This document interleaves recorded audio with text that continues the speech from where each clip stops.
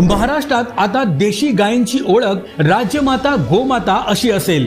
भारतीय संस्कृती जपणाऱ्या देवाभाऊंच्या महायुती सरकारने हा मोलाचा निर्णय घेतला आहे।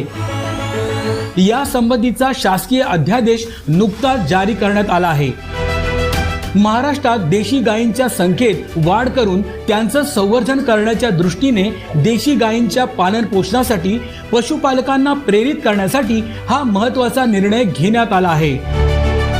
राज्यात देशी गायींच्या संवर्धनासाठी प्रति गाय प्रतिदिन 50 रुपये अनुदान देण्यात येईल।